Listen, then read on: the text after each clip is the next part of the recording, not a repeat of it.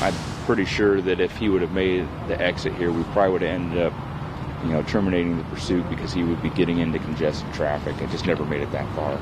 Well, how do police decide when to chase cars that won't pull over for them? A question comes after a man crashed and died yesterday during a high-speed chase on I-69. Jeff Newmeyer is live tonight with more on things departments take into account before deciding how to handle such situations. Jeff. Yeah, Chris, Brian, car chases, of course, can be very dangerous for suspects, officers, and other drivers, which is why police agencies lay down ground rules for engaging in or ending road pursuits.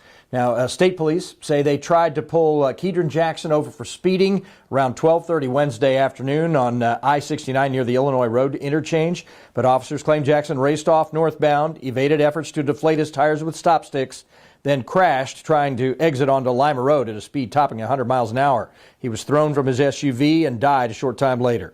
Fort Wayne police were not actively a part of yesterday's incident, but if one of their officers starts a pursuit, a supervisor immediately is supposed to get involved, asking the officer behind the wheel what the road conditions are like, how fast the suspect is going, and if there's a lot of traffic nearby, putting others at risk. All of these factors, of course, considered in determining whether the chase continues or gets suspended. Allen County Sheriff's officers are also instructed to get supervisors in the mix in deciding whether to keep going or call a chase off. Sometimes it's such a fluid situation, and if you're talking high speeds, things can happen fairly quickly, and our goal is to just make everybody safe, but yet enforce laws and hold people accountable. So there's a fine line. We got to be careful. We've had some where we've actually terminated them and they've gone on to actually get into a crash that ends up killing an innocent person as well. So we don't want that. We're always trying to monitor as we do the best we can. It's not a perfect system. It's never going to be. But if people would just pull over when an officer has their lights flashing behind them, we'd all be safer.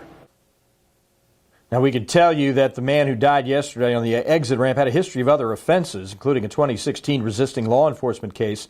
Police would tell you that another factor they consider in deciding whether to forge ahead in a high-speed pursuit, what is the suspect accused of doing wrong?